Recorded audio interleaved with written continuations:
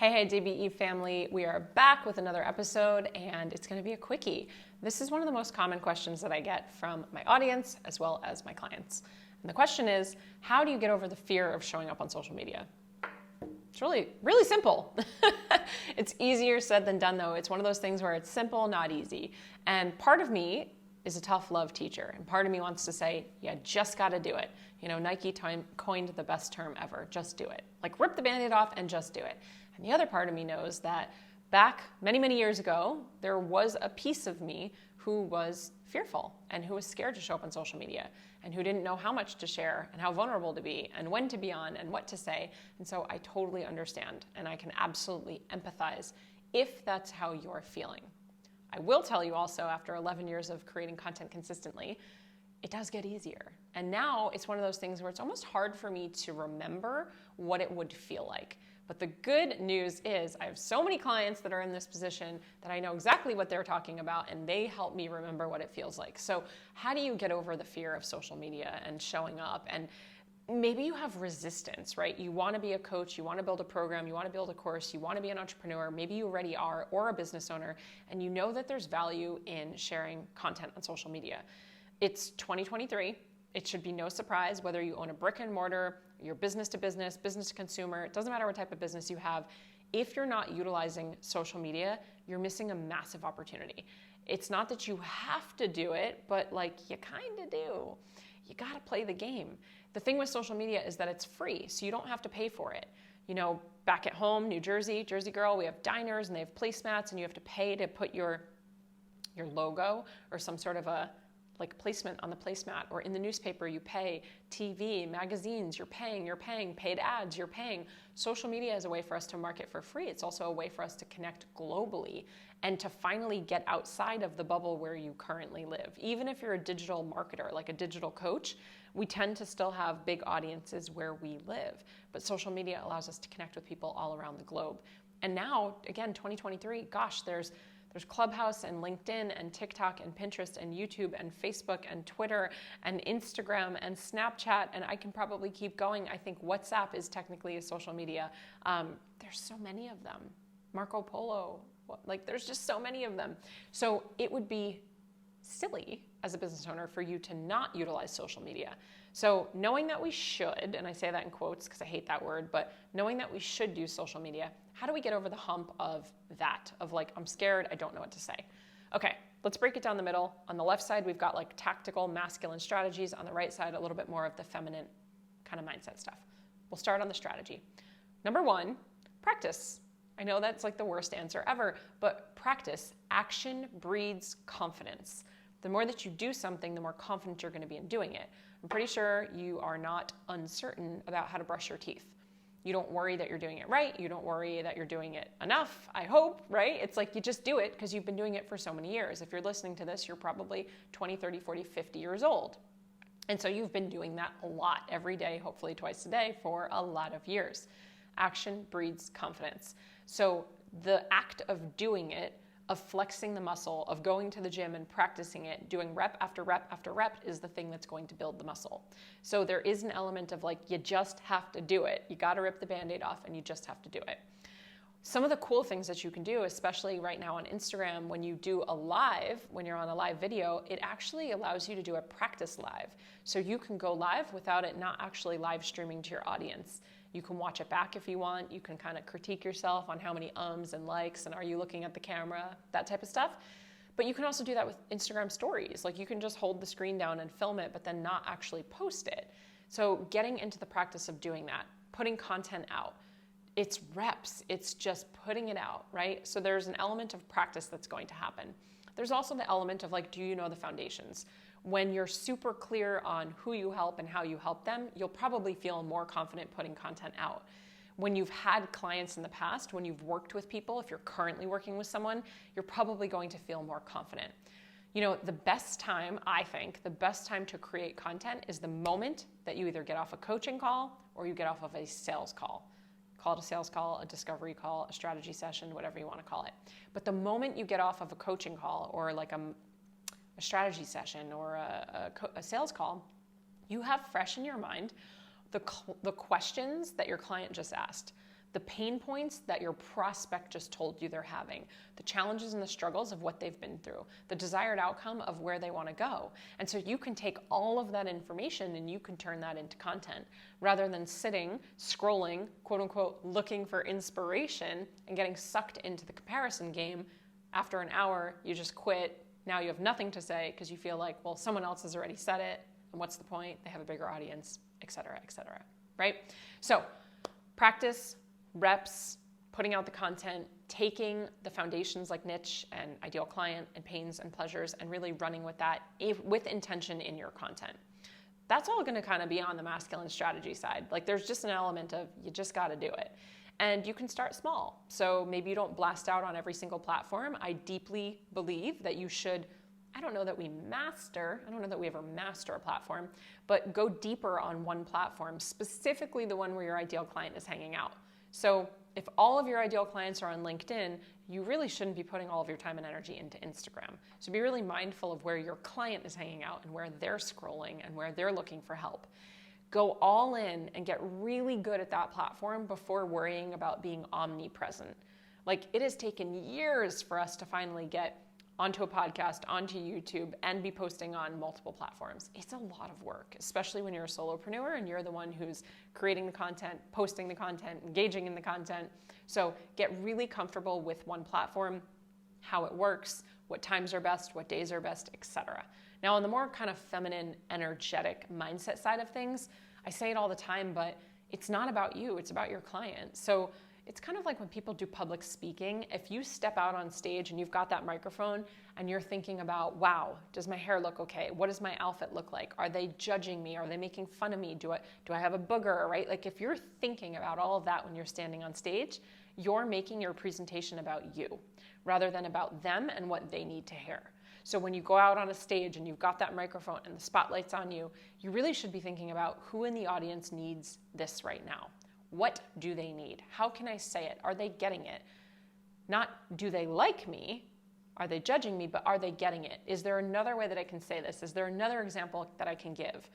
Oh my gosh, they're laughing. Great. That means that's good feedback, right? They're smiling. That's good feedback. They look bored. That's good feedback. Doesn't mean that you are a terrible person. It doesn't mean that your presentation is bad or you're not worthy.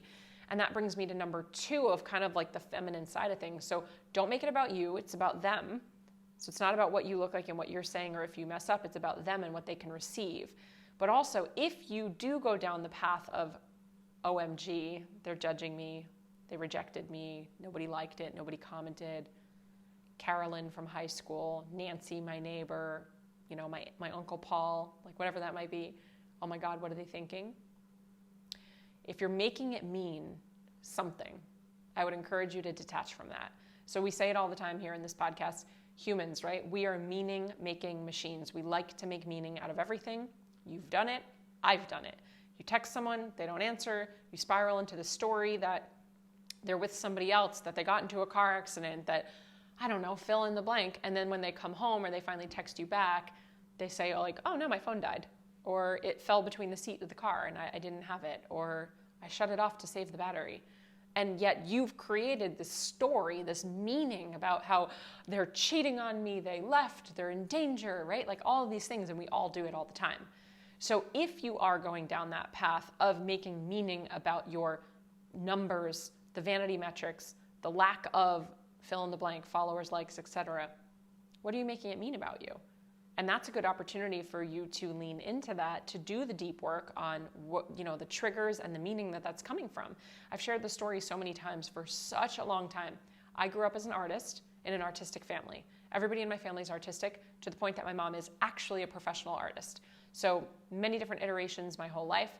Before I was born, she was a medical illustrator. She did all medical illustrations in optometry books, like anatomy books. She had pottery, she had a clothing line, like you name it. She's absolutely the most incredible artist in so many mediums. My brother as well, and then myself. And my dad is really artistic. But I created this story and this narrative for the majority of my life, and I only recognized this a couple years ago. So I'll be 39 next month, and I think I was like 35 when I realized this. I have been pushing down my creative side and my artistic ability for 30 years. And I tell myself that I'm not artistic or that it's not good enough, and I'm scared to put it out in front of the world. When the reality of it is, I was in advanced art my entire life, like, fourth grade when you could get into like an advanced art program all the way through high school. I went to art school. After I went for my doctorate of physical therapy, I went to the Fashion Institute of Technology in New York City. There were 3,000 applicants for 30 people in the program, and I got in. So there's evidence that I am artistic. I had an accessory line where I sold accessories that I made, and I made money. Again, evidence that people wanted what I had. But I still had this deep-seated story. And so about 3-4 years ago, I started to do some inner work, some shadow child work, and I realized that that story was created around the age of 5. And the reason that it got created was not because anyone told me my art was bad. In fact, I never experienced that, where you raise your hand and everyone laughs at you, or you say something and people make fun of you. That didn't happen with my art. But what did happen was in kindergarten, about 5 years old, my parents weren't hanging my artwork up on the refrigerator. And I saw all of my friends' parents hanging their artwork up on the refrigerator. Now, as a 5-year-old, I didn't ask my parents why they didn't hang it up, and I didn't think of any other reason that the only reason could be it's not good enough. So because I thought that my artwork wasn't good enough for it to be hung on the refrigerator, I created the meaning and the story that my artwork wasn't good enough, which meant I wasn't good enough, and I wasn't worthy, and it wasn't valuable, and I carried that for 30 years. Until I started to unpack this work. And so a couple years ago when I realized this, I brought it to my parents' attention. And I said, listen, I'm not mad at you. I know that we do the best that we can with what we have, and I'm not a parent. I can't imagine how hard it is. But like that really stunk. And I carry that with me, which is a choice, but I carry that with me my whole life. Can I just ask, like, why didn't you guys ever hang my artwork? And my mom, number one, felt terrible. And obviously they're blaming themselves. But she kind of giggled and she said, Jess, our fridge growing up wasn't magnetic, which now looking back, we've never had anything on the fridge. It's not like my brother's artwork was up and mine wasn't, or people's holiday cards or class schedules or anything. There was nothing on our refrigerator because it wasn't magnetic. And my mom just didn't want to put tape on it, and she didn't want to clutter it. She liked how it looked clean. The reality was our fridge wasn't magnetic, so my mom didn't hang my artwork, nor did she hang my big brother's. The story that I told myself for 30 years, deep-rooted subconsciously, was that I wasn't good enough and my artwork wasn't good enough, and so I avoided it at all costs. What are you doing with something like that? What story are you telling yourself? What are you making it mean about you? I give the example all the time about rejection. So many of us are scared to get on social media, scared to put ourselves out there, scared to launch a product or a program because we're scared of rejection. So we think. But the reality is you have been rejected millions of times. Now, right now you're like, no, I haven't. Like maybe once that girl rejected me, or maybe once that guy rejected me, or I didn't make a sports team. Yeah, but what about all those times that you cried as a baby and you didn't get what you wanted right away? Or you wanted something and your parents and your caretaker gave you something different? What about those times that you raised your hand in school and the bell rang and your teacher didn't get to you? Or those times that you wanted to go with a particular group of friends, but there were no seats at the table, or the lunch aide made you sit somewhere else, or you wanted to adopt a dog, and before you got to adopt the dog, it was already adopted by somebody else. We have been rejected millions of times, and we've always survived, right? We've been able to get through it. If you're listening to this podcast, you have gotten through it. And so it's not rejection that we're scared of, because we've been rejected so many times and we've lived to tell the tale. But it's what we've made the rejection mean about us. That's what carries the weight. So if you made that rejection at a very young age mean that you weren't loved, or that you weren't worthy, or that you were never good enough, or that people didn't like you, or that you didn't fit in, or that you were different, or whatever it was, well, now you've been carrying that with you for all of this time. So of course, when you go to put yourself out there and do something scary and show up on social media and be vulnerable and share content and put a target on your back that you are being polarizing, you are open to scrutiny and criticism from people. You're putting yourself out there launching a product or a program that if, God forbid, nobody buys, well, then what? The story that you're taking with you, I talk a lot about, Dr. Joe Dispenza and the work that he does because I've been studying him for so many years, but he always says, your familiar past will sooner or later be your predictable future. Your past will be your future. The thing that you do, the habit that you have, the thoughts that you think, we think almost the same thoughts every single day and they're repeating. The things that you do and the thoughts that you have day after day after day after day after day, if you continue to do them and think them, you will continue to have the life you've once always had. It requires change. And so could you change your definition of rejection? Could you change your definition of success? Could you shift the way that you're looking at social media? You absolutely can, but it's going to require you to get a little uncomfortable. It might require you to do a little bit of reflection and work. So what are you making rejection mean about you? What are you making a quote unquote silent launch mean about you? A silent launch meaning 0 people enrolled. Like, why does that actually matter? I tell my clients all the time, the only difference between me and them is, one, I've just been doing it longer, because usually my clients are coming in their first couple months or first year of business, and I've been in 11 years, 5 years full time. But number 2, I have failed more times than you. I've had more silent launches than you. I've had more posts that did not go viral. I've had more posts that did not get comments. I've had more content that didn't stick. Now, I'm very fortunate to say I don't have a lot of trolls. I haven't really had much hate on the internet, if any, really. But I have had more negative comments than you. I've had people leave my program.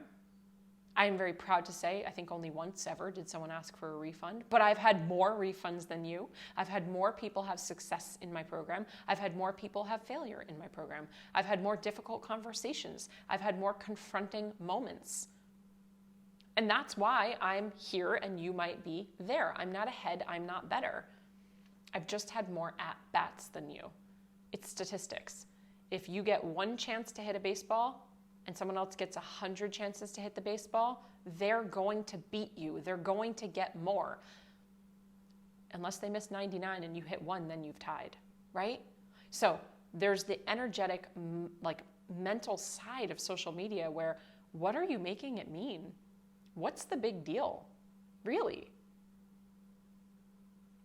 I get that it's scary. Now, as for how much should you share and how vulnerable do you have to be, you don't need to air your skeletons in your closet. I think there's a gray area where people actually use trauma, big T and little t, as marketing, and I think that's pretty cringe. I think that's kind of gross.